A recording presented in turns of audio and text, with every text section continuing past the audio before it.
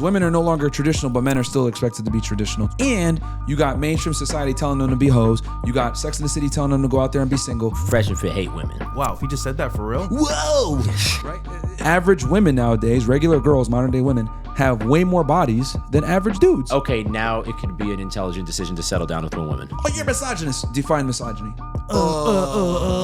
That's a rabbit hole you got to go down. Yeah, you know, women are going to be in the kitchen with aprons on and being a good dutiful wife. That's never happening, guys. If you're successful or you're on the way up, you're not smart about choice of women, it can destroy you completely. All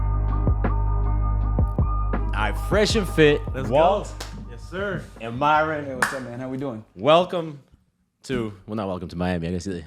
Welcome to me to Miami. Welcome to my Airbnb in Miami. Hey, thanks for having us, man. Yeah, for sure. Appreciate it, man. bro. I just want to say thank y'all for like the first time y'all had me. Y'all showed some big hospitality. We try, man. It was the first time I traveled for a podcast.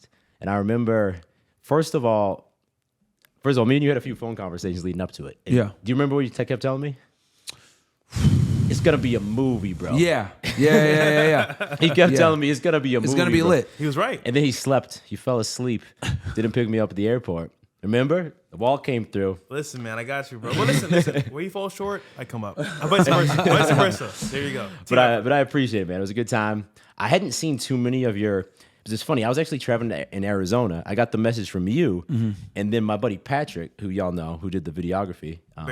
Great guy. He's still in Austin, so I don't work with him as much now being in Spain. But I got a call from him because I think y'all mentioned it on a live show. Like, oh, we were talking to How to Be, so we might get him on. I got a call from him. He's like, yo, you got to go on Fresh and Fit, bro. I'm coming with you. You don't even got to pay me for this trip. I'll be there. Let's go do this Miami thing. Shout out to him, man. He got some really good B-roll last time he was there, too. So Yeah, Guy with the beard. yeah.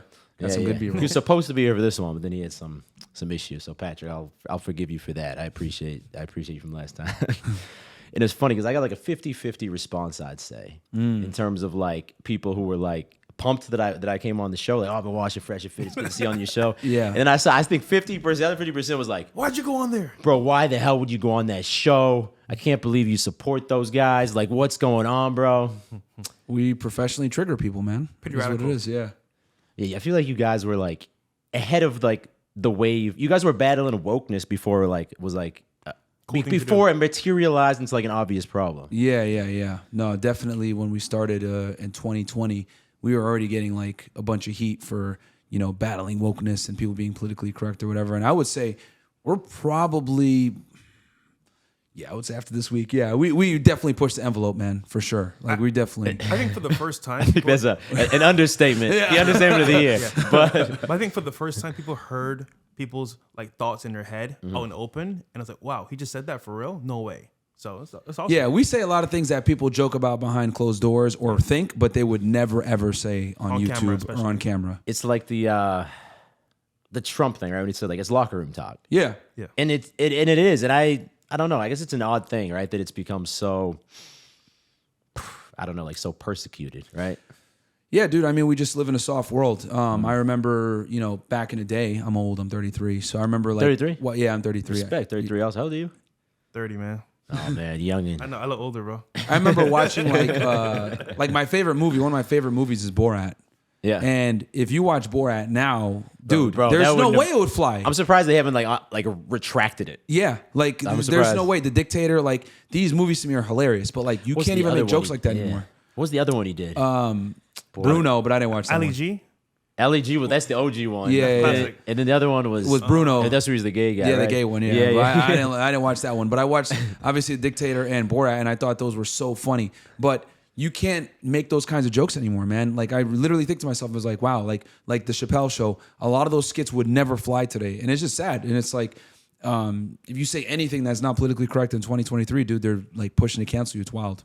Yeah, it is wild. How would you define wokeness? Because I feel like a lot of people like they're trying to like battle maybe people like you just by being like they don't even know what it is. Yeah. Wokeness is basically, dude, it's where you get to a point where you're just virtue signaling all the time. And to be honest, it's a lot of times it's like contrary to like what you do off camera. Like a lot of these people that are like the biggest virtue signalers, like, oh my God, I'm not racist. I'm so high and mighty, blah, blah, blah. They'd be the most racist people off camera. Yeah. You know what I mean? It's like they're in the closet. Yeah. And like, I look at it like, dude, we don't just make fun of like black people. We make fun of Asians. We make fun of Hispanics. We make fun of everybody. We make fun of Arabs. Like, dude, after 9/11 happened, I remember everyone calling me a terrorist and stuff. And, you know, because I used to get it on all ends, like, oh, your Bin Laden's your uncle. After they killed Saddam, we got your fucking, your father. Like, it is what it is. So, like, it really desensitized me to racism or any of that other crap. Like, I would just learn how to laugh at things. So I always say words only have power if you give them power. But the problem is that we live in this world where people give way too much power to words. And it's like, bro, it's a joke. It's not that serious. Like, it's not like they're literally trying to attack you and kill you because of your race. No, they're making jokes on it. But we live in such a sensitive era. And isn't it funny, those same people that have these issues with us being so free and, you know, willing to share our ideals, they actually have the most, I want to say, enraged thoughts, because once again, they're not doing shit with their lives, just sitting there on a computer. Oh, he said this and that. Now I'm offended. So it's crazy how people It's like think, people bro. wait to like sit there and get offended. Yeah. You know what I mean? For it's what like, reason? dude, if you don't like it, then don't watch. Don't watch it. It amazes me how many like hate watchers we got. Like, there's so many people that like will watch us, but they hate us, and I'm like, why are you here? Like, go watch something else. Yeah, bro. When you see the repeated comments, like, because you can start to recognize like the avatar or something, right? Yeah. And it's like, why is this guy investing his time he knows when the videos come out. He's one of the first commenters each time. Why is he investing time each week to watch something that makes him so angry? I can tell you right now, if I don't like a show, I ain't watching it, bro. Period. For what?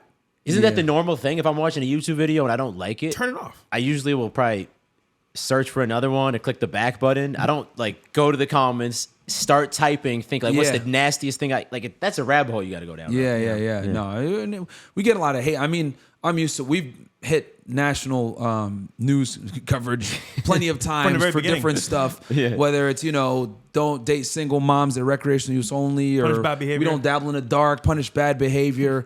Like, so many of our stuff is like hit like mainstream media and news, and they look at it like, oh my God, toxic masculinity. It's like, whatever, bro. It is what it is. Like, we're speaking for the guys that don't really have a voice, because we live in a world nowadays where the female way of thinking is the right way of thinking, making jokes, saying things that are politically incorrect. Oh, you're evil and you're demonized. So it is what it is. And I think we're one of the last few creators on YouTube that say what we want to say, and we're not really too scared of cancel culture. What do you say to people who say Fresh and Fit hate women? Well, in order for that to be true, That's only on Wednesdays. Yeah. Oh, all right. You know what I'm saying? It's a Wednesday right now. Yeah, well, I thought it today's was our Fridays, bro. Yeah, that too. Well, it depends. okay, cool. Yeah. The point is that, like, if we really hate a woman that much, why bring them on the show, one? And then two, why even date them? It's like, I get the avatar of us speaking the truth hurts people's feelings, but like, ultimately speaking, bro, we're here to enjoy life, and we understand women to a better level. So like, once again, that whole dynamic of dating women, we know the game, so it's more fun. Yeah, we understand them. You know what I mean? As a matter of fact, we teach guys this stuff so that they don't hate women for what they'll never be. Exactly. Hey, this is how women are. They're hypergamous. They're going to go with the best option. They're very selfish in their mating practices, etc. Women don't owe you any type of loyalty. Just understand that's how they move, and don't hate them for it. But the problem is that guys use a male lens to assess female nature. Oh, well, I did this for you, I did that for you, etc.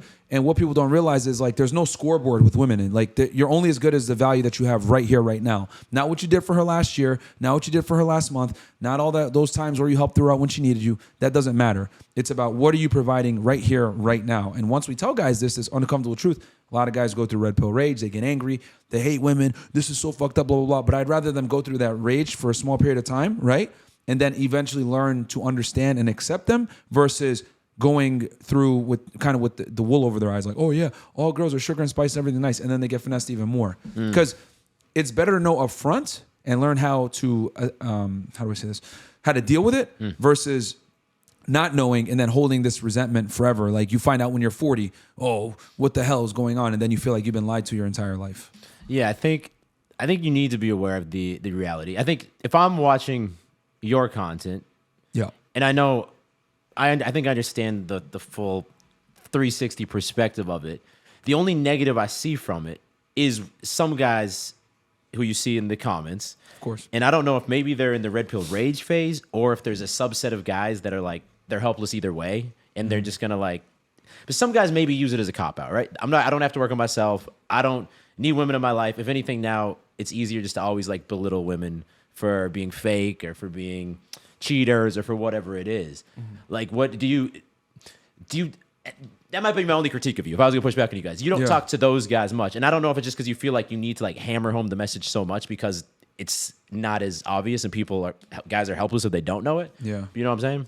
Well, our thing is we're real big on self-improvement. We tell them, because we're really hard on the guys on the daytime shows, but they never clip that when I'm like yelling at guys saying, you're a fat POS, you're a loser. What the hell are you doing with your life? Why are you watching porn every day? So we tell guys what they need to do to become successful and to become attractive. But they never clip that stuff when I yell at men because no one really cares. It's only when I like roast girls or tell them that they're bimbos or whatever that people clip that, because we live in kind of a shock era now where, you know, dunking on women is kind of like what people want to see, unfortunately. And it's because we've pretty much, for the better part of 60, 70 years, we've told women that they're perfect, they're sugar and spice and everything nice. We don't hold them accountable. We don't tell them the truth on how it is. So you're trying to correct the balance a little bit. Here's the thing. I'm not even trying to correct the balance for females so much as because women aren't going to listen anyway because their life's on easy mode. So why the hell would they go ahead and put in the work and listen to what I got to say? It's more for the guys to realize this is how a lot of modern day women think. Acclimate to the situation. That makes sense. They're not going to change, bro. Like, and people say, is it ever going to go back? Like the trad cons keep thinking like, you know, women are going to be in the kitchen with aprons on and being a good dutiful wife. That's never happening, guys. It's never happening because women fought really hard to get to this point where they're equal to you and they can do whatever you do while simultaneously still being able to be treated like ladies. They're not going to concede on that whatsoever. So my counterpoint to that, if I could push back a little bit, would be I think as a whole you're right, and I think that's like generally that's right. I do think there's like an aspect that there's a lot of guys out there who are losers, right? It's the same way there's a lot of women out there who are losers. Like average people are kind of just losers, right? Yeah. And I think that if you have an average guy who maybe doesn't have the income that would be able to provide for his woman or potential family, maybe he doesn't have like the physical fitness that he'd be able to protect her, and then he wants women to submit to him. Like, it also wouldn't make sense for a woman, right? Who's like, well, how would I be able to like submit into this average dude if I stop working and I stay home and cook and clean, then we're fucking broke. Yeah. So I think this is the main path for the men need to take, right? They need to actually build themselves up so that for their own purposes, but so they could also be the provider, protector, whatever you want to call it. And then at that point, I think you now have the liberty to sort through the females who don't buy into like the dynamic that you want in the relationship. That's the only thing I see is I see a lot of average guys now who are like hating on women for being like modern and feminist, we could call it. Yeah. But it's like, if you're not going to provide for them, what do you expect them to do? Yeah, no, understandable. See what you're saying. I mean, I've always said you got to get your Pokemon badges up. Like, the women aren't going to listen to you unless, you know, you have certain depending on who she is and what she does, that means you have to rise up to that level, if not surpass her. You have to be better than your girl in all aspects. So but my thing is, women, a lot of the times, don't have the sexual market value to command the man that they think they deserve. That's what I mean. So there's a little bit of, I guess, okay, if I'm saying... Women are fairly delusional when it comes to where they stand in the sexual marketplace versus what they command. Okay. There's like a huge disconnect. So most girls are average, right? Just by virtue of being average, right?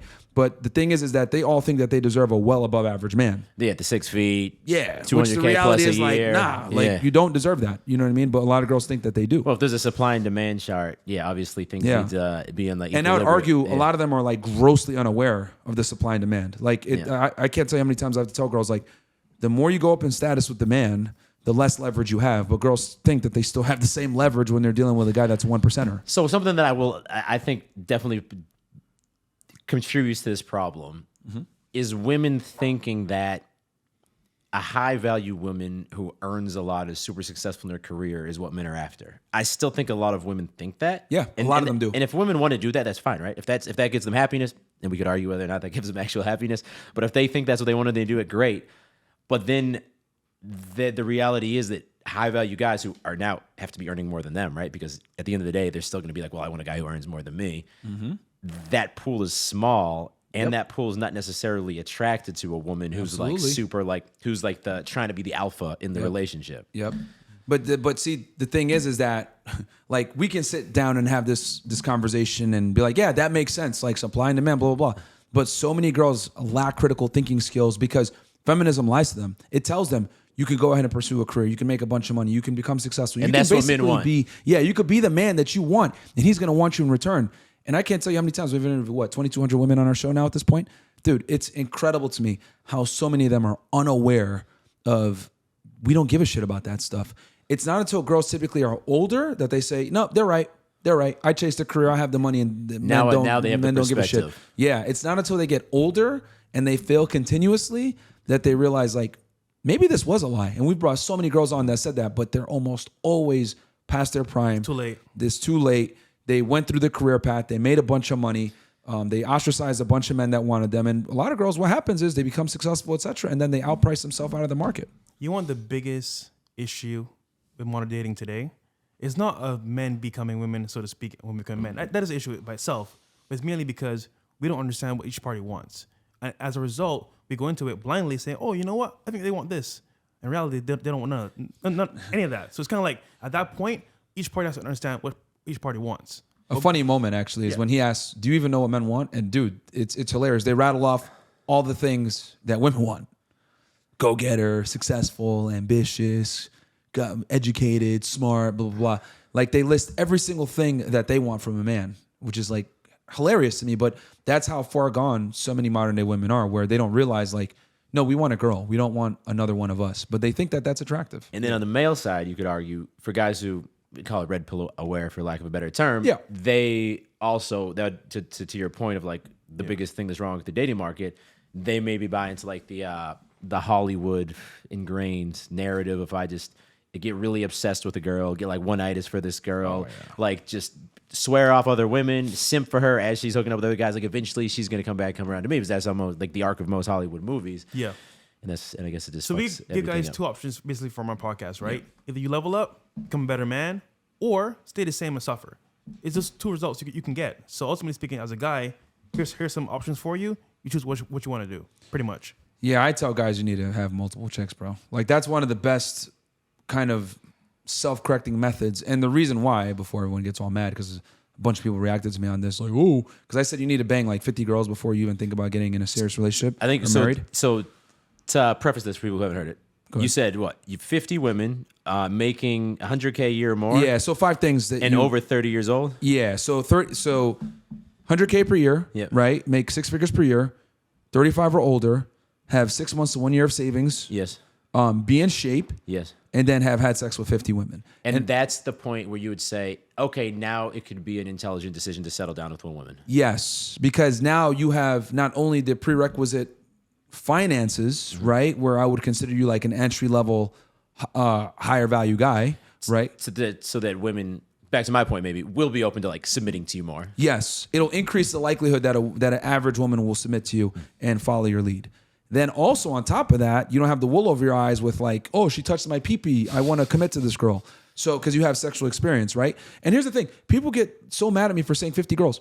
So we just came from doing Valuetainment Live, right? Yeah. We had 20 girls there. Yeah. I said, all right, tell me how many dudes you think the average chick has slept with. One girl goes 7, another girl goes 20, another girl goes 50, 25 years old that have been to college and educated, blah, blah, blah. That's the criteria. Yeah, okay. right? Yeah. An average chick, 25 years old, Okay. etc. This is typically when women are starting to angle to potentially getting married, being taken serious by a man, right? Yeah, 25. Yeah, I would say 25. So basically the average came out to about 25 bodies. That's what women said. That's what the women said. Okay. And I didn't say like your body count, your peers, women that you know around you, whether you went to school with them, your friends, family members, etc. Pretty much by the time I had all the girls answer, it came to be about 25, right? And then I asked, do you want a man who's more sexually experienced than you, or do you want to be more sexually experienced than your man? Every single girl said they want a man more sexually experienced. And then that's when I said, exactly, that's why I need 50 bitches. Because average women nowadays, regular girls, modern day women, have way more bodies than average dudes. So how the hell are you going to go ahead and commit to a girl that probably has 20, 30, 40 bodies and you have like 1 or 2? Like, because what's going to happen is when a girl's more sexually experienced than you is she's able to sell you a dream and you can't see past that because you're not experienced with women. You haven't dealt with enough of them. So I want guys to have the leverage, have the sexual experience, and be in a leadership role with the leverage with the woman. Because when women have leverage, they're terrible people. People get mad at me for saying that, but they literally are terrible people when they have leverage over a man. They'll be bitchy, annoying, cranky, rude as fuck, disrespectful. You don't want any of that. For her to get in line, she has to think, I'm with the best guy that I can get. And a lot of times your sexual experience is a component of that. Yeah, I think that and this is what the tradcons keep fucking up. Like the tradcons try to come at me. What's a tradcon? A traditional conservative. So like someone like for example, Ben Shapiro, Ben went ahead and reacted to me saying that, saying like that's ludicrous. Like having a lot of sexual partners is bad for both genders. Wrong. It's actually bad for women, not for men. Sex does not affect men the same way it does women. And again, I wish we can go back to a time where you're getting married at virgins. The families know each other. She comes from a good household. Her dad was in her life, blah, blah. But those days are fucking done. So yeah, it's something I'll agree with you on. I'm hearing that more and more. I think like Hamza has mentioned this recently that he thinks. Hamza? Yeah. He said, who's that? Yeah. He's a YouTuber. You guys know him? He's in the UK? I'm familiar with him. Okay. Yeah. Maybe I get fit his videos more now that I'm in Europe. I don't know. But he's now saying, and I hear other people, maybe this is this return to tradition, rejecting modernity, and an idea where they're encouraging men like, don't even date a girl unless you're going to marry her. I don't think it's the right path to be like a man whore for your whole life, because then you're prioritizing that like over things that are more important.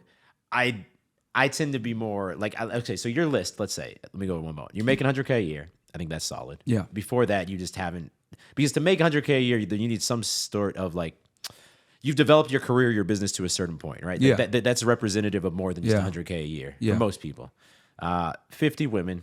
I mean, we could like argue the exact number. Yeah. But 20. I'm not saying plus, if you got 45, whoops, sorry, babe, can't do this because. But I'm saying that's a good area You've had to some be experience. in. Yeah, that's a good area. And I still would to stick to the mindset that, and this is like the really old example, but like you don't just buy the first car you get and just drive it for the rest of your life because maybe there's a lot of cars you'd enjoy more. I know my man Walt, he's experiencing 5 Lambos a year right now. So. And the other reason too is because like you, as a man, you need to get that experience, because the reason why I say all this is because as a man, you take way more risk when you get married. Mm-hmm. So that's the thing like these tradcons don't get, is that you're basically giving people an old set of rules for a new world that doesn't work. Mm-hmm. Like if I tell you, hey man, there's a fucking gunfight going on, and I give you a 70-year-old knife and tell you go ahead and go into that gunfight, you're gonna get decimated. So it's not gonna be good. You're gonna get decimated, and that's what the current day marketplace is, and that's what tradcons don't get. Religion, traditionalism, all these things, they don't work anymore because we live in a modern world where we no longer have the buffers and the protections of tradition, 2-parent households, religion, shame. All these things are out the woods. They're gone. Like girls nowadays are on TikTok talking about I suck, I do blah, blah, blah. There's zero things keeping women from being whores. So how are we going to acclimate to the new sexual marketplace? We're going to acclimate by keeping up with what's going on. You need to get more experience as a man. You need to go in there with your eyes wide open. You need to know how women really fucking move versus how you hope they move, and know that a lot of girls nowadays, by the time they're 25, have quite a bit of sexual experience, and you need to go ahead and be in the same situation so that you don't get famous. But a lot of these guys will sit there and be like, don't get in a relationship with a girl until you're ready to get married, blah, blah, blah. These tradcons aren't living in reality. Yeah, so what you're trying to offer is not necessarily something that's bad for men or bad for women. This is like, no, this is maybe an adapted... it's an adaptation, an updated plan. It's an adaptation to get to monogamy, yes. and perhaps a family in a traditional sense. Yes, but adapted to like the reality of 2023. It's an adaptation to the new deregulated sexual marketplace where women have all the leverage and the family courts are not on your side. Period. But that's what tradcons don't get. Like someone like Ben Shapiro, right? He gets mad. Oh, 50 girls, sex is bad. It hurts both genders, whatever. And I'm like, there's some truth there, but it's out of context. Well, for women, it does significantly, but for men, it's not to the same degree. Yeah. And I would rather a guy goes into a relationship with his eyes wide open and knows how women really move, right? And has a little bit of trauma because he's been hurt before, etc. Versus going in, oh, this is going to be great, because the thing is that not everyone has the buffers that someone like Ben Shapiro had. He came from a very devout Jewish family. His girl is Jewish. They met through families. They met in that community. Yeah. He had a bunch of things put in place for him to have a good relationship. But are most guys going to have these things? Maybe if you're a guy who's living in, I don't know, some really rural area, really religious community, that maybe this wouldn't apply to you. Yeah. But for the general United States or Western city, it's different. For the general masses, you got to adapt to how the sexual marketplace is. And to say, oh yeah, let's have these traditional conservative values when all these girls are fucking hoes, let's keep it 1,000. It's not a good move. All right, so both of y'all are, I know you're 30, 33. Yeah. You guys are both definitely making over 100K a year. Yeah. I know you guys both probably have at least a body count of 50. So you guys are in this category. Mm-hmm. And I'll let you answer first to you. Do you guys see yourself choosing monogamy? Maybe not like an official marriage to the state, but like, do you see yourself choosing monogamy and settling down with one girl at some point? Not today. So to just bring up some more light to his point, there's a method to the madness. It means, for example, in this case, yes, dating multiple girls has its issues. However, the main point is, if you don't have, this is common sense here. if you don't date multiple girls, how are you gonna know who's best for you and what's good for you as a man? You won't know.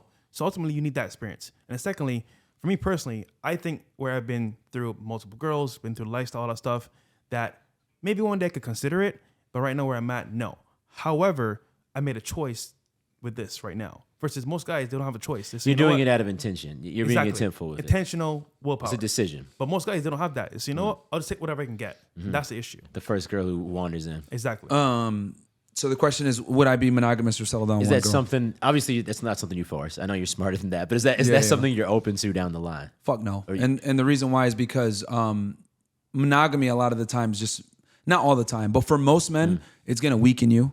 The girl's gonna have leverage. She's gonna be like, oh, I'm his only source of sex. Like a lot of the times when women start to get leverage in relationships, like they're your only source of sex, they're your only source of intimacy or whatever. That's when they start, oh, you're not getting none tonight, or they start to pull back or whatever. And to keep women on their toes and to keep them actually aroused by you, which I know this is terrible, toxic boy advice, whatever the fuck they want to say, but you have to have multiple women for her to act right. Because when she knows she could be replaced, she's going to be on point. And unfortunately for women, since they're hypergamous and they need to always feel like they got the best deal, the only way that they're sure that they got the best deal all the time is that constant pre-selection, that constant social pressure, that constant want from other women makes them realize, damn, okay, I am with the best guy. And she don't got time to hoe around or do stupid stuff when she's chasing your validation, because other girls will go ahead and take her place. And I know it sounds terrible, but women are only satisfied and happy with a man when they know that they got the best guy. And what better example of them having the best guy than other women wanting him and him having other women in place. And also to his point, on a lower level, the average guy, right? Let's say, for example, you want to deploy this strategy, so to speak. You don't have to actively cheat. We're just saying the potential is there for you to move on to somebody else if she fucks up. That's pretty much it. And, you know, Future always said it famously in a song, bitch, don't get too comfortable. I tell guys that all the time. Once your girl starts getting comfortable, that's when the disrespect comes in.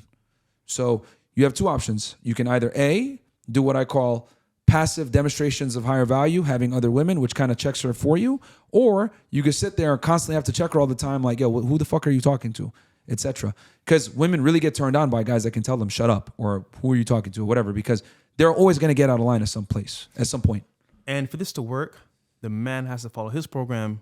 He can't follow her program. Her program is going to be only me. Whenever I say, you get it. We don't negotiate with terrorists. Yeah.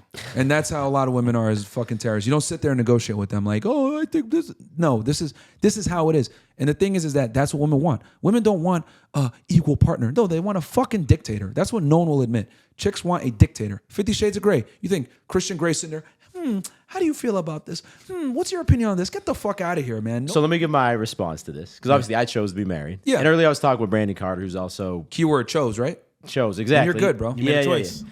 Yeah. And Brandon Carter was here earlier, was talking to him. He's also someone, he's not married yet, but he's chosen to be with a girl monogamously. A monogamous, monogamous relationship. Yeah.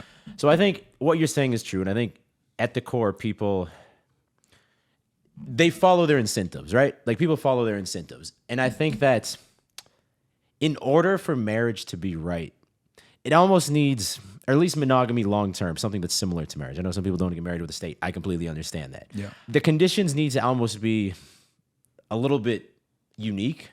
Like it in most cases, I don't think it works because of all these reasons you guys just gave, right? Like it doesn't incentivize things properly. Women want a man to be the leader. They want to follow him. They like being put in their place. Yeah. Like that's probably the easiest, I don't want to say flirting technique, but one of the easiest things you can do early on in and they need in the it dating too. phases. When you, as soon as it's the first date, second date, the girl shows up late, she's on her phone, she's doing some shit, and you draw the line right there. Hey, like this isn't gonna fly. It's not cool. Like I'm not mad, but like this isn't gonna make any sense. It almost causes like a 180, right? Like because all of a sudden you're set aside for most guys who will kind of just Take it because like, well, she's talking to me, like I'm getting her attention. We're on a date together, we're doing this. Your woman still wants to know you're desired by other women. I guess I say that because I'm not acting on that, right? Yeah, and I've chosen to be monogamous, and I've never cheated. But I do think the fact that when you build yourself up and just these criteria you give get you to the point where like when you have these criteria and people are aware of that, obviously with like social media and clout, like maybe it amplifies it a bit versus like the normal person where it's maybe 100%, a little bit more in their face that like there's a lot of options out there. Yeah. But I think that even if it's not acted upon, once you've developed yourself to that point where even when you're just casually hanging out with people, girls are a little bit more flirty with you than they'd be. I think those are like reminders that allow that dynamic to stay in place. But again, this all kind of comes back to the fact. But women need those reminders, is my argument. Like, Yeah. and here's the other thing too. They notice the subtle. They notice the subtle things. And here's too. the other thing too. Like, this is why it's so important to have like social proof and pre-selection in today's day and age. We live in a world now where an average chick has more attention commanding capabilities than a male celebrity. Yeah. Right? She's constantly getting attention from men on the internet, DMs dating is- apps, yeah. DMs, etc., all that crap, right? And on top of that, we live in a deregulated sexual marketplace where they have all the leverage. We have a bunch of Men are still expected to make the first move and pursue. yes, Which is like kind of the kicker to all this. Yeah. So basically, in other words, women are no longer traditional, but men are still expected to be traditional to a degree, right? And then the other thing as well that guys got to understand is that a lot of girls don't come from a two-parent household. A lot of girls don't have a father in their life. A lot of women don't have some type of positive masculinity in their life, etc. And you got mainstream society telling them to be hoes. You got Sex and the City telling them to go out there and be single. You got the fucking city girls telling them to go ahead and finesse dudes, get a check, blah, blah, blah, run up a bag. You have all these negative things, right, coming in and poisoning modern day women, right? So what ends up happening is when a guy does go on a date with a girl, that girl's a byproduct of the fuckery going on in mainstream media and the modern day society, right? So you, as the man, you have to correct a lot of that. How are you going to correct that? You're going to correct it by being masculine, by being attractive, Drawing keeping your boundaries, sexual market value high, by having boundaries, etc., by having other women. So the reason why I give a lot of these strategies to keep your sexual market value high and keep your masculinity on point and check girls constantly is because you're overcorrecting for all the bullshit out there that's poisoning her mind. I didn't, 70 years ago when a girl had a good father at home and two parents, etc., religion, shame, you didn't have to do all this. But that's a good point because I think maybe the biggest, and unfortunately, people are victims to these things. You don't choose your parents, right? Yeah. But I think one of the biggest indicators for a girl that could be wifey material, we'll call it, is someone who has their parents have a healthy marriage because now that has been put in their place in their mind. That seed's been planted before all like the societal poisoning we could call it has happened. Without that. I'm not saying it's impossible, but I think it's quite difficult. Yeah, and that's what I'm trying to tell guys is like, more than likely, on a balance of probabilities, the girl that you're going to date is going to be indoctrinated to some degree through the poison of feminism, mainstream media, being promiscuous, rap music, whatever the hell it is. Yeah. She's going to be indoctrinated by that. So you as the man had to kind of come in and correct a lot of bad behavior because girls don't come pre-assembled anymore. And those things become even more important once you've committed to being monogamous. Yes. They become even more important. Because you basically need to, and people get mad at me when I say this shit, you need to train your girl to be a good girlfriend because the way a lot of modern day women come is terrible for being a good girlfriend. They want to go to the club. They want to be. They want to go ahead and do single girls' nights out. They want to do all this stuff that puts the relationship in a bad spot. And you as a guy really have to be 10 toes down on your principles and have your value high so that she listens to you so that you can overcorrect for all the fuckery. I would argue, right, bro, that it is harder to have a girl follow your program and be the girl you want to be than just be a player. Like the whole dynamic of having a one girl, one guy relationship is so hard because it takes a lot of work, and you have to be the man that she wants to be with long term. That's not easy. No, that's a good point. That's far harder, I think, because I think today if you develop yourself to a certain point and you have a little bit of basic aim and you just take action, you just try. It's not hard to spin plates. Maybe it's not the exact girls you want, but it's not that hard to replace. Bring them in. You can level up a little bit. That's not that hard. It's hard to make a monogamous relationship work. I think the odds are against you more than ever. I guess I would like to think because of all the things I was talking about. Yeah, exactly. Yes. No, you have to constantly fight that as a man. Yes, you need to, and that's why the statistic is what 50% of marriages fail in the States. And I think the big side note for that is like I don't like necessarily looking at statistics all the time because that's like average people, not to like talk down to people. Like that's average people's marriages are failing, right? Yeah. And that's because of all the reasons you just listed. That's the average path in society, and that's sad. It's shitty, right? Obviously, if we could go back, we go back. Yeah. So I think now more than ever, if you're going to make that commitment, it has to be done from a place of abundance and having options. It has to be a choice, and it has to be done with a mindset going in that is not, will you marry me? And then all of a sudden, all of my responsibility to be the man and maintain this dynamic is gone. If anything, it's enhanced now. Yeah. Yeah, I mean, I think as long as guys move intelligently and they're doing it by choice, because most guys, let's keep it 1,000, they get married because they're getting pressured by their girl, they're getting bullied, and they're getting married kind of out of a necessity. As long as guys are doing it by choice, they're monogamous by choice, I'm totally cool with that. My problem is when guys are monogamous because their girl's forcing them to, or their value isn't high enough to command what they actually want. And I will say the one benefit that I've seen, this is what me and Brandon were talking about earlier, is that if you have a girl who's a ride or die, and these are probably harder to find now than ever, right? Yeah, for sure. Like with Julia, like back in the day, before she met me when I was broke. She was filming these videos of me approaching girls back in Boston, right? She was my first employee. She supported the business, and she saw the vision when I just was like, looked like a broke guy living in like a 300 square foot apartment in Boston, riding a bicycle around, right? Yeah.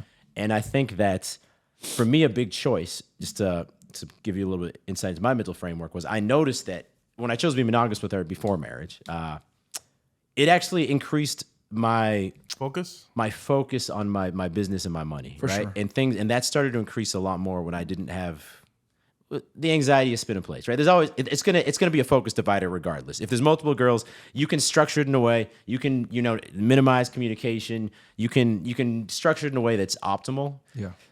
But I think there's always going to be a bit of a attention suck when you're spinning plates. That's the one thing, if you can get into a healthy monogamous relationship, and this is not a reason to get into one, it's a benefit if you find the right one, if you create the right one. I think that's a little bit more appropriate term than finding, right? This has to be crafted and created. Absolutely. But if you can, I do think that there's a benefit that's not spoken about much. The support and the laser focus I get from that, I think has increased my absolutely, money man. momentum a lot. I mean, I will absolutely say that having one girl, right, that you're dealing with is absolutely going to be way more of an amplifier for your goals, like just being as successful as possible, making money. Because a lot of guys, it's very difficult for them to balance running a business or being successful while simultaneously going out and sourcing girls, because the two are counterproductive. I've always said this. If you're getting the most girls, more than likely you're losing money. But if you're getting the most money, you're definitely losing girls, because to get women, right, is extremely time consuming, extremely attentive, and is draining to a degree, which takes away from your ability to be productive and earn a lot of money.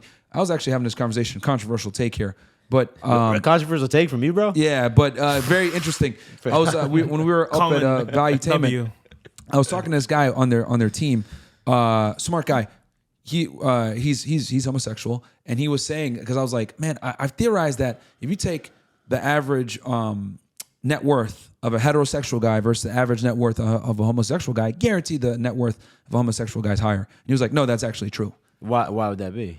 Well, because they don't deal with women. Yeah. So think about this. They can just get on Grindr. But don't they? Okay. I know. See where I'm going here? Yeah. So they can just get on Grindr, get what the hell they need done, and then go right back to work, and then keep. It's more transactional. It's quicker, more transactional, and then also when two men deal with each other, less effort. It's less effort, and then they're spending they're splitting everything down the middle.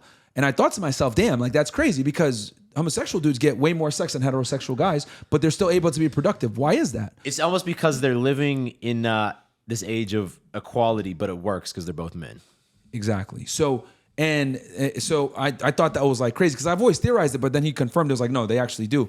And if you think about it, you look at Miami, you look at Austin, Texas, you look at New York City, you look at San Fran, any of these cities that have like super high homosexual populations, they live in the affluent areas. Why is that? Well, they have they don't have families, they don't have women to deal with, so they make quite a bit of money. Not saying that you guys should turn to the other side, but what I am saying is that that's kind of interesting how distracting females can be when it comes to chasing money and making success. But to the point of having one girl, having that dynamic there, it could definitely make it productive. Bring focus up, bring your business up as well. However, once again, you need experience to choose the right girl, because once again, bro, if you're successful or you're on the way up, and you're not smart about choice of women, it can destroy you completely. What are your thoughts on this? Because I agree 100%. Yeah, it's got to be the right girl. Yeah. What are your thoughts on, because I talked with Justin J. Waller about this. I know it's something that Tate does. Even Sterling Cooper I was talking to, he plans this. And it's the idea of having multiple children with multiple different women. And to me, for someone who has thrived in this like focused tunnel, I'm like, bro, that would give me anxiety. I understand maybe there's like, I'm not shitting on it, but maybe there's like a little bit of like a pride ego thing that like, I have this, the bloodline is going to live on through many people. But to me on a practical level, I'm like, bro, I think all my money would go way down if I did that. Well, bomb drop for you, bro. I have a kid. One. But that's not, you have one kid with one woman. That's not multiple kids and multiple it's women. my dog. I'm just kidding. I would do it. Yeah. Multiple women and kids, I would do it. It would be stressful, but I think I can manage it. But how does the benefits outweigh the downsides? Or you're just open to it? No, I'm open to it for sure. Okay. And then none of my chicks would work, so I would just support them. I'd make the money. I mean, I wouldn't be there all the time. Maybe like once a week or some shit. But yeah. Yeah, and to me that'd be the downside. Would be because I do want to be a father, and me and Justin went back and forth on this, so we don't have to go through that whole debate. But do you have Yeah, to yeah, always, no always worries. be there though? You don't have to be there 24/7. No, you don't have to be there 24/7, but you want to be present. You want to be like, my dad coming to like my basketball games growing up. That meant something to me. Yeah. You know No, what I that mean? for sure. Like, so my thing is, okay, good point. I would say in the obviously formative years as a child, you don't need to be there as much as the father. But as your child gets older, gets into adolescence, etc., you absolutely have to be there because you're going to be the first line of defense, first disciplinarian. Let your kid know this is unacceptable behavior. You correct them before the state does, right? But also they caught need doing some a stupid shit. strong masculine role model as well. Of course, and the of more course. present you are, in a way that makes sense. Yeah, Of course. But I would say like that presence is even more so needed as they get into 10, 11, 12, 13, 14. Like you're talking Puberty. about basketball games. Yeah, Yeah. absolutely. Yeah, No, yeah, I would agree I'll because give you an example. So like I didn't have a dad growing up, right? So to speak. He was just doing his thing, running the streets, cold blooded. But I had a grandfather that would come every now and then, give me some good examples, how to be a man, a leader, and then leave. But like that was enough to make me say, you know what, damn, I see somebody that's gonna be me, like my idol, so to speak, to look up to, and he's not always there. But when he comes, it means something to me. So that can help a long way too as well. You don't have to always be there for your kid. I get your point, but like you don't have to always be there. Yeah. So, But I mean, you might want to be like, hey, I want to be there every single day, which is Hands-on. understandable. You know what I mean? It Yeah, no, I depends think. on- I think if you're doing it, consensually with the women, that boundary's drawn. You're providing for all of them. You're making as big as effort as possible in terms of like FaceTime calls, being there as much as you can, maybe flying them out to wherever you are. Yeah. It can work, and it could perhaps be even more healthy for kids than what like an average person does as a father, which is maybe not great. But I think that it's not maybe the best possible, the best optimal. Yeah, the most understandable, optimal thing but possible. understandable. But again, we're just saying level up so you can make that choice for yourself. Yeah. That's it. Yeah, I just want guys to Well, be I in a appreciate position you where they saying can that, yeah. choose. Because I've never had an issue, because we've talked with Brandon about this too, as far as like having one girl for like being productive. Absolutely, I agree. Because when you're getting the most girls, it's very distracting. But I mean, back to the thing that we're talking about with the homosexuals. Like, I mean, that's proof in the pudding right there that like chasing after women absolutely hurts your ability to be productive. Yeah, when I was like early on, found my first group of guys that we would go out together. They were all kind of doing their entrepreneurial thing. We always would say that to each other. Look, like you're either getting laid or you're getting money, but you're not doing both at the same time. Yeah, dude. Yeah, all the things it takes to get the most women is absolutely counterproductive. You're sleeping less. to acquiring resources. Yep. Because you got to get out there, you got to be social, you got a cold approach. That takes a lot of time. Then you got to go ahead and set up multiple dates. Then you got to deal with the flaking. You got to go ahead and Instead of plan. networking and building business Yeah. relationships, you're networking and building pipeline of women. Anyone that like is actually like has been grinding through getting a lot of girls, whatever, will tell you that going out there and optimizing, systems to get bitches is absolutely going to be counterproductive to optimizing systems to earn money. And also keep in mind, when you do this whole strategy of like multiple girls, being that player lifestyle, it is fun. However, what is the meaning behind it? That's the point I'm trying to make here. For most people, it's fun, it's exciting, it's a quick bust of a nut. But what does that lead to? Dopamine Nothing. chasing. Nothing. I mean, you fuck a couple girls, you get the idea, you get the experience, awesome. But long term, what does that really do? And most of the girls are useless, so we're going to be 1,000. Like, you're spending a lot of time It's going very out hedonistic. after chicks. Yeah, you're spending a lot of time going after chicks that like are useless, don't add any value. Where you're chasing like an empty, like half drunk, like sexual experience at like 2 a.m. What's the point, bro? And I can tell you, bro, 'cause I agree. I did it. I agree. He had to tell me, bro, slow down. Yeah, 'cause this you're, dude was going on 3 or 4 wasting dates. Too much It's time on absolutely girls. retarded. For what? I went through that, but I do think, at least for my case, I had to prove it to myself. Yeah. And I had to see that I have the ability to attract different women, and it's not just a fluke, and I can do it on a repeat. And It's a I went skill too set. far. It's And a I skill think a set lot of that every guy needs to learn, though. I agree. I think in the modern world, and this is like goes back to the Ben Shapiro thing. And unless you're in like a religious rural community where maybe you live by a different set of rules where people aren't buying into this, but I think in the modern world, guys who don't get a body count of at least, I don't want to put a number on it, but at least 20, let's say. And I know you're saying 50 is ideal, but at least 20, let's say. Yeah. I think that it's going to eat away at them a little bit. It's gonna eat away at them a little bit. Just could. in the hypersexual world we live Yeah, in. it could definitely eat at them, and also not only will it eat at them, maybe they might get FOMO, but it's also going to eat at them because it's like, okay, the girl that I'm with more than likely has more than 20 bodies, dude. I've seen bitches rack that up in a semester. Like, especially if your girl went ahead and went to college and maybe she was in a sorority or she was an athlete or whatever. Like, I don't think guys understand like how promiscuous like girls are. But it's so nowadays. easy, and that's back to the point of what you're saying is it's as a girl in college, the end of the night, you can look at a guy and you can get laid if you want. Yeah, like And if you have low self-esteem, and guys and girls tend to have low self-esteem through their adolescent years, Yeah. right? Yeah. And a lot of times through sex is how we try and like prove our worth to ourselves, men and women. yeah, But as a woman, they can go a lot more wild with that than a man. yeah. Or a lot easier. I just want guys to be in a position where they know exactly what they're getting into. They're actually assessing their woman properly. Then they're able to be like, if you want to go ahead and shack up with a hoe, that's fine. I want you to know she's a hoe and know what you're getting yourself into. The problem is that most guys think that their girl is a fucking sweet little angel. She's never done anything. She's not a blah blah blah, and they get a rude awakening once they go ahead and get into a serious relationship with her, or they get married or whatever, and they didn't realize like, whoa, what the fuck's going on here? But they got famous because they didn't have the sexual experience. They didn't have the experience dealing with women. They didn't have the prerequisite skill set to be able to assess if this girl was worthy of a relationship. Most guys don't even know how to vet a girl properly because they haven't dealt with enough of them. Like, for example, we like bro every now and then because we understand what it is. We know what it is. We go into it just to have fun and then dip. But most guys like, oh my God, she's beautiful. I'm getting the pussy right away. It's amazing. And then they stay. Bro, why are you staying? So. And hoes will ruin your life, dude. You'll keep it 1,000. Like, it's dangerous. I'll just say a bit more controversy. Bro, like, hoes are terrible people, dude. And like, they're literally terrible people. Because, like, a lot of the times, right? It sucked your soul, man. They're used to looking at men as, like, a wallet or an expendable commodity. Like, you look at strippers, girls that are in the sex industry, whatever it may be. They've seen the worst side of men. And this isn't me blaming them for this, but they've seen the worst side of men. They've seen all the weird perverts, the creepy motherfuckers, the guys touching them inappropriately, whatever it may be, right? They've seen the worst side. That's their worldview. Of the male, of masculinity in the male perspective, right? So when they meet a lot of guys, it's like, oh, fuck this shit. I hate men, blah, blah, blah. That's why so many girls that are sex workers, they literally say all the time, I hate men, because they see all the perverted That's their weirdos. reality. Yeah, That's their reality. Yeah. So as a guy, you need to be able to not only identify these types of women, but run away from them and not commit to them. I can't tell you how many times I see guys that have money, resources, status, like they work their ass off, but they didn't go ahead and understand female nature, whatever, and they shack up with these hoes. Okay, recently we just spoke about this downstairs. Zion Williamson, you know the NBA player? Yes. So I don't know if this is true or not, but this was alleged right now in the social media worlds.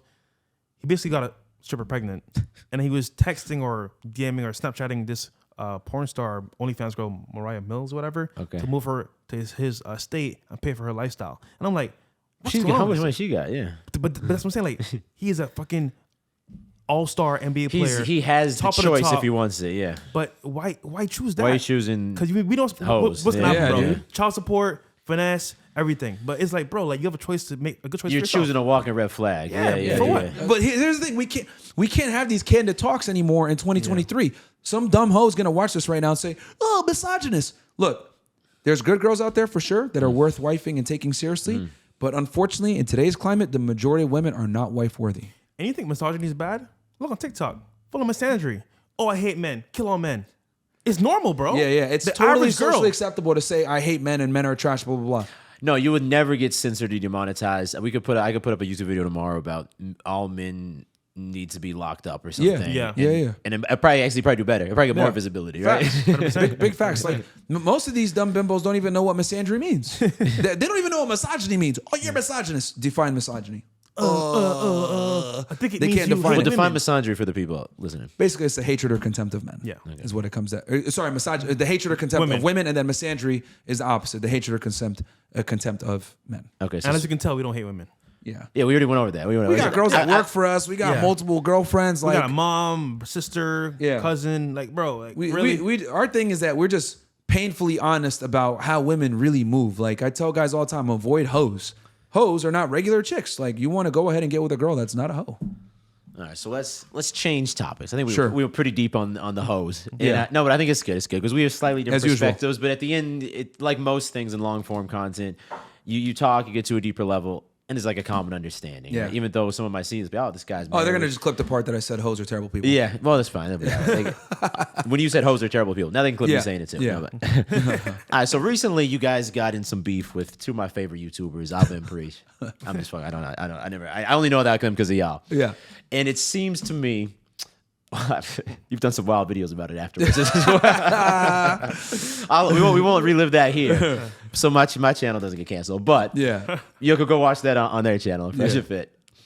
So to me, it seems like the crux of the issue here, the core of the problem, is that you guys have a mission, we could call it, or an ulterior motive to actually improve the lives of men, right? And then Alba and Preach, from what I understand, they're just like a reaction channel, right? Yeah. Who's just trying to paint. Our motive is to help men. Yeah. Yes. For sure. Well, I'm saying that seems to be, if you get down a few levels deeper than all the shit talking, right? That's the main difference. One's a reaction channel that Yeah. you give clips that people can react to, right? Like Yeah. I could, if I wanted to, We're if I wanted to proactive. do a hit piece on y'all, it'd probably be really easy, right? Because you guys put yourself out there. Yeah, you got hours and hours of me saying controversial things. Yeah, I mean, we proactively make content. They reactively make content. So how come you decide to escalate with them? That's my that's my curiosity as an influencer. If it's like when they came after you. Well, this started a year and a half ago. Basically, they came on the platform and we had a great conversation. So they came on your show. Yeah. Your live show. First and foremost, they came on the show. Great conversation, back and forth. We had some disagreements, but we came together as men. So you know what? I understand your side. You understand our side. Let's just come together, make content, and have a great time, right? So then they go back to wherever they're from, over to Canada, and then they wait like a month or two, and then they make a video on us saying that we're scammers, we're frauds, we're not really who we Saying are. we're cat, basically. And there was no like them messaging you in between and you guys not responded or something. None at all, bro. It came out of left field. We were actually surprised. So then You guys left on amicable terms. yeah, 100%. They stayed they and left did the the after studio? hours and everything. For example, you as a guest, how do we treat you? With respect. Awful, man. It was terrible. You know what I mean? When I couldn't make it to the airport, he went. You know what I mean? No, Like, we make that's sure, what I started with. Y'all, Yeah. you gave me some true hospitality. Yeah. Yeah, appreciate that. So man. imagine someone comes into your home, gives you a lot of value, shows you a great time, and then you just shit on them for no reason. Now, mind you, you could text us, give a phone call. Yo, bro, I'm doing this video for some views. It's not serious. And you guys Relax. hadn't talked about them at all. Nah, not at all. Why would we? Okay. Do we talk about you? No, we'd bring you on, add value, give value, and then, all right, cool, deuces. Yeah. I'll see you next time. Yeah. Simple.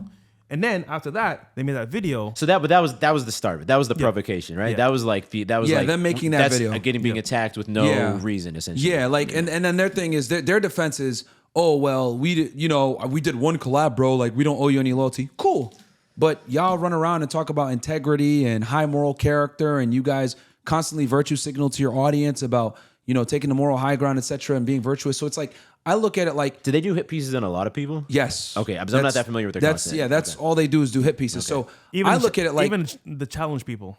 the what? Skippy. Oh yeah. So I look at it like if you're gonna say that you've follow integrity and you're all about always on your moral high ground, then why would you go ahead and attack somebody that opened up their home to you? You know what I mean? So it is what it is, man. I look at it like this. At the end of the day, who's providing more value on YouTube? Who's actually saving lives? Who's teaching guys how to make money? Who's teaching guys how to buy real estate? Who's teaching guys how to become millionaires? How to invest in crypto, get their credit score up, etc. Get girls, be attractive, go to the gym, lose weight, build muscle, burn fat. Like we're doing all that. And we're bringing on interesting guests from different realms, including yourself. So I look at it like we add way more value. So it is what it is. And we waited a year. After 2 we years.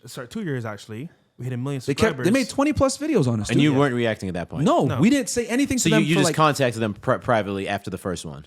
after what do you mean? After the first hit piece they didn't you guys No, we went ahead and shit on them and everything. And then we said, you know what? Nah, that was out of line, blah, blah, blah, because we had made fun of his wife or whatever. Okay. It's a long saga, but the point is this.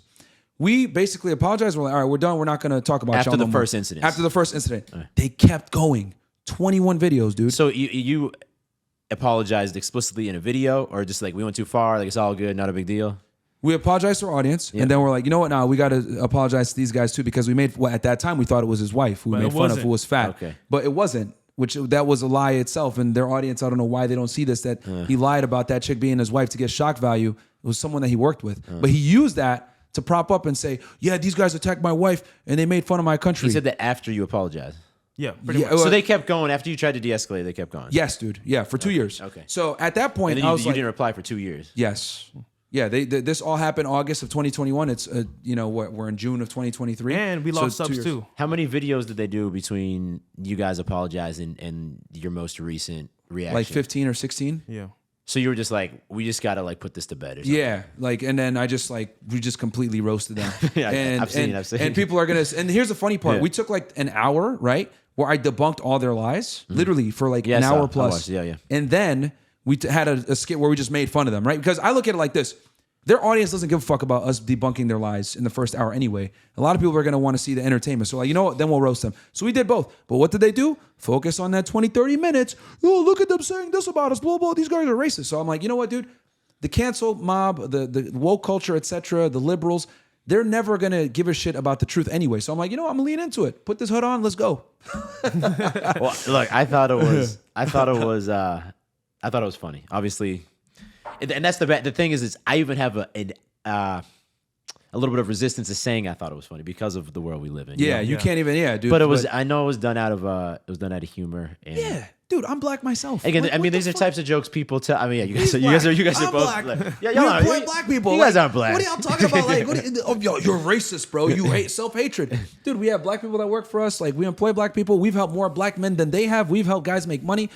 Guys come up to me. We had a live event sold out. Guys coming up to us, damn near on the verge of tears, saying, "Yo, I double my income messing with y'all, watching your show, etc. You guys got me through a tough place. I was gonna kill myself on this day, and I decided not to." So we're definitely creating way more value for the black community than these guys are. But again, this is what reaction channels do. They're fake news. They got to go ahead and be gossip girls and take things out of context, spin it a certain narrative, and that's fine because people that watch them. People that watch us. People that watch us know that we add value. And it's funny because a lot of people found out about us through their hit pieces and then came over and they're like, dude, I stopped watching them because they're not adding value. So you took a hit in subscribers at first, you said, but then it kind of rebounded. We lost 50K subscribers. And we said, you know what, we're going to keep grinding. We're going to keep adding value. Now we're at 1.4 and we're going to surpass them in the next year. Yep. You know what I mean?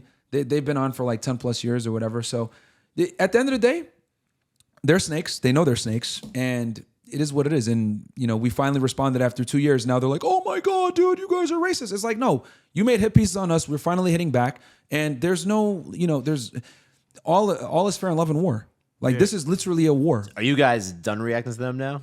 Or if they keep hitting, are you going to keep hitting back? I mean, we destroyed them, bro. We destroyed them, bro. Like, if you're a comedian and you're virtue signaling saying these guys are racist, you lost. That's an L, bro. That's an L. Like that tells me right then and there. And here's the thing: they've made jokes on black people too. Yeah, I got clips of that shit that I could literally expose them right now. But it's like, bro. So you're walking away now at this point. Unless something here's the thing: if it's worth it for us to roast them again, maybe.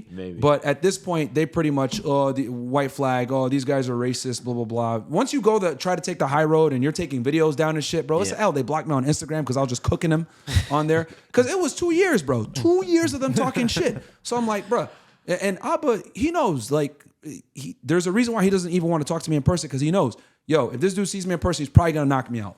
And I told him, I'm not going to hit you, bro. Just Destiny could set it up. We'll have a conversation live. You won't have your jump cuts and edits. Tell me to your face all these things you're saying. Because he said some really terrible things. Call me a and shit. Nah, man. Like, and when we already had debunked that shit and that girl admitted she was lying. Well, it seems you guys seem satisfied with the current state of things. Oh, yeah, they got roasted. They got roasted. Whenever they take the moral high ground and block you, you know what time it is. She was hilarious. So recently, y'all had PBD and Adam on your show, right? Yeah. And I know you went on Value Tainment as well. Yep. Yeah, no, great guys, great show. They just did a Tate interview today, I think, right? Yes. Yeah. That'll be wild to see that soon. That will blow up the internet a little bit. Yep. But I heard you talk. You weren't. Well, you were. No. It was you guys both talked a bit politically until you guys both got into a bit of like the factors affecting our culture. Yeah. And obviously, a lot of their content lately is covering like the upcoming election, 2024 election. We're in Florida. You got DeSantis here. I'm curious from both of y'all, who do you think will win the next election, and who do you think would you want to win the next election in terms of who you think would be better for the country? Trump, 1,000%. You think he's going to win, and you want him to win? Yeah. Both. And you? I'm gonna say this respectfully because I think the election is a great way to show your patriarchy to your country. But patriotism or patriarchy? Patriotism. Okay. The point is that, like, I think personally speaking, this whole election is already decided. But once again, I think if anyone's going to win, probably Trump. So you think Trump will win? Yeah. And you also think that's best? I don't know, man. Because once again, I can only see one side because I do like Trump, but I don't see everything. So I'm going to assume that's going to be the best. Okay. Definitely going to be the best. I think that if it's Trump or Biden, Trump's going to be better.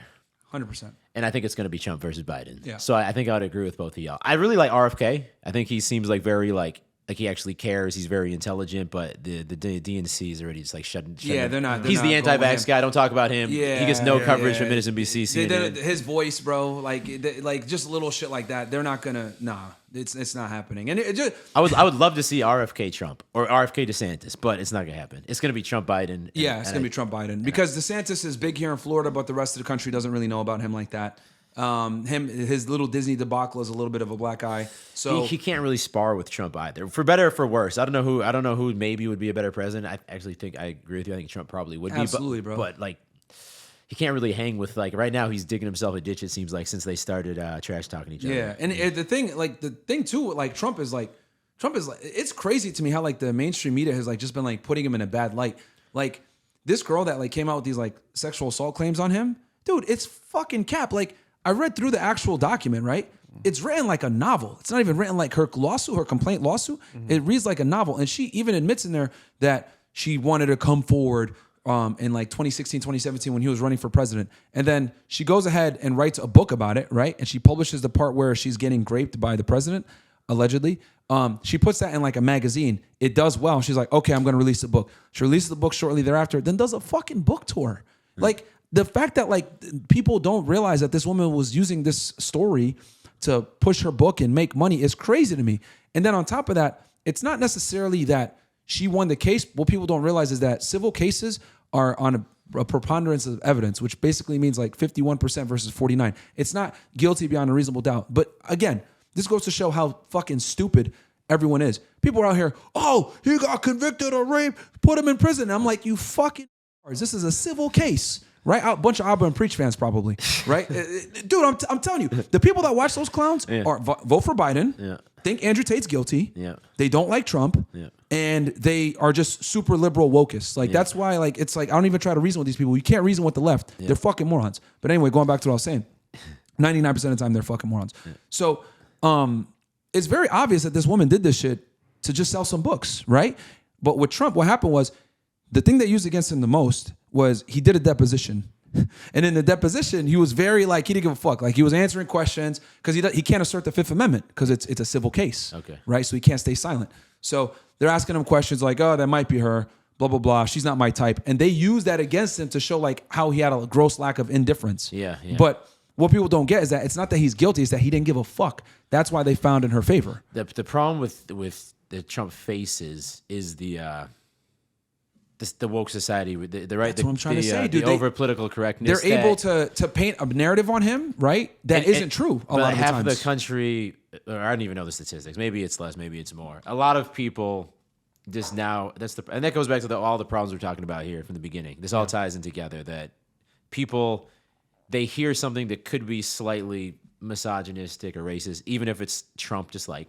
Grab her by the pussy, like whatever, like something that's clearly a joke, we live in a world that's like they're looking for the next thing that they can complain about and be shocked about. Yeah, like that's literally what it is. It's like they're looking to be enraged. Like legitimate things like Biden's done, and they're like, no, he's like a good guy, or like, oh, he's 80 years, he's a young 80 years old, or I don't know. Anyway, we don't have to get into it. His son's laptop, like the Biden crime family, how they're going. But the laptop came out, that materialized all to be true, and everyone said stupid conspiracy theory. But now the same things that happened with COVID and like masks and vaccines, like the left, or at least the left of like CNN and MSNBC, the bigger problem is I think they don't like after the fact go back and own things. They just like sweep it under the rug. Yeah. Like, it's like, no, we don't want to talk about that. That's the past is the past, right? Yeah. So yeah, but you're just still spreading whatever misinformation you want to. I mean, and I'll be honest, like a lot of these reaction channels, I consider them almost like the left because what they do is like they go ahead and they clip up content. Yeah. And they try to put you in a crazy thing. Regardless and then they of react to it. Yeah. And then they virtue signal. Yeah. Boom. That's that money, profit. A false narrative. Let me go ahead and take like some podcasts where they talk about controversial stuff, take out the craziest parts, add no context, react to it, and just get like crazy. So that's views. when like the and that's maybe what my definition of woke would be. When the importance of how something sounds or looks becomes more important than the actual issue itself. Yeah, that's fair. Yeah, that's true. That's true. Yeah, and just to add to the point as well about early clipping parts of the show, Andrew did an interview with BBC recently, right? Yep. And what did his supporters do? They clipped the woman that was talking all that shit to Andrew. Yeah. But his clips, they clipped her saying the most, controversial stuff. And she looks crazy. Yeah. But it's a clip. And it's so powerful because a click could be turned in any direction you want it. So it's just crazy, man. This is why, like I said before, so I don't respect reaction channels a lot of the times because they could go ahead and just like take shit out of context, spin it any way that they want, chop and screw it, and then make it look crazy, right? And that's why I had to spend an hour debunking a bunch of the bullshit from before. But it's very similar. Like they're doing the same thing to Trump, where so many lies, are pushed on him. Like the sexual assault thing, we know that's a lie when I read through that thing. And then also the charge for him in New York. They indicted him on falsifying business records, which is a fucking misdemeanor. But they went ahead on a felony. The same exact thing had happened like in Hillary's campaign, like in the pre or 2 elections ago. It was like this. It was the same type of. I'm gonna butcher it, but I know like the basic same thing happened, but for them it was like a simple it was like a $5,000 fine or something, and it was against the DNC and not her. Anyway, they play by different rules when it's Trump, right? Yeah. No, they definitely do, man. And it's just crazy to me how like people can spin a narrative, and it's amazing to me how so many people aren't able to see what's really going on. Yeah. You know what I mean? And that's woke agenda right there. I don't know, man. We dove into a lot of stuff. Yeah. We did. I think we discussed our differences in some things, and I think we also got to the core of a lot of issues facing not just men, but kind of like the sad direction of society. Yeah. Prioritizing sound bites over the actual issues, Yeah. Unfortunately. Yeah. But speaking of sound bites, Trump did make CNN look really stupid at that town hall meeting. Hilarious. That was enjoyable. That was enjoyable. And I'm not like a huge Trump fan. Again, I still think he's probably the best option we got, but that was enjoyable to watch. Yeah. I just like that he doesn't give a fuck what people think. And I think that's super important because he has his own money. So he doesn't need to rely on donors as much as like other politicians. Obviously he still has donors, etc. Yeah. But he doesn't need he's not influenced by them to the same degree as other politicians because he's not a politician. He's a businessman at the end of the day. And he doesn't I think speak that's like a politician. Change. Exactly. And he dumbs things down to a crazy extent that, first of all, makes him an effective communicator to everyone. Yeah. And allows him to speak to a larger audience. Yeah. But that's what like the elitist CNN type people use against him. But it's like it's also just an intentional strategy, I think, on his part. I don't think he's obviously not stupid, man. Yeah. And yeah, man, like he's just more relatable. And if you listen to him, okay, this goes back to y'all. If you listen to y'all long form, you see the context, you understand the thing. If you listen to Trump long form, like not that he does a lot of podcasts, but you did what are those the Nelk Boys he did like recently? It was like 40 minute. It wasn't super long. Yeah. And you listen, and I listened through that, and that was one of the first times I'd seen Trump speak at length in a more candid conversation. And I was like, and for anyone watching, I'd recommend listening to that. I was like, okay, this paints a very different picture of him than, and I'm not someone who hates Trump or loves him, but a very different picture of him than I've seen from sound bites. Yeah, he's very relatable. Yeah. And the thing is with polarizing people, right, whether it's us, Trump, etc., that get a lot of these wokies like upset and mad, is if you're going to take us in only clip form, a lot of the times you're going to get pissed off, right? Yeah. Because people typically want shock factors, and that's why they clip certain things. But if you watch it long form, like I can't tell you how many feminists have watched my shit and be like, okay, I watched it in full, and I see where you're coming from. I understand where you guys' perspective is. Yeah, because they don't see all the build up to where I make the conclusion that I make, even though it might be controversial. But there's a lot of like statistical reasons and real world experience that go into why I tell guys to do the things that they're doing. For example, if I tell you at face value, fuck 50 girls before you get married, whoa! But then I go ahead and go around the table, right, and ask 20 girls, how many bodies do you think the average 25-year-old has? They're saying 25, 30, some girls saying 50, 40, whatever it may be. Yeah. So on average, the girl that you meet is going to have a body count in the tens of 20s, if not 30s. Well, do you want a guy that has more sexual experience than you or less? All the girls say they want a guy that has more. Well, guess what? The logical conclusion is you need to have 50 bodies, asshole. But they don't see how I came to that number. They just see, you said 50 bodies, that's ridiculous. And that's, again, like I said before, that's how so many reaction channels make clips on us. They just like take that part of what I say without any context. And it's sad that that's effective, but it is. It works for them. They're our unpaid marketing team. We appreciate them. There you go. That's what they are. Awesome. Well, speaking of that, I'll also be linking to your guys' Instagram, YouTube in the description. Anything else you guys want to mention to the audience before we wrap up? Get the book Why Women Deserve Less in stores right now. Audible, hardcover, Kindle. Tune into our show Monday, Wednesday, Friday, 7 p.m. and join the CEO Network. Let's go. Hey, handshake to end it out. Good one. Yes, sir. Thank you. Awesome. Thank y'all, man. Peace.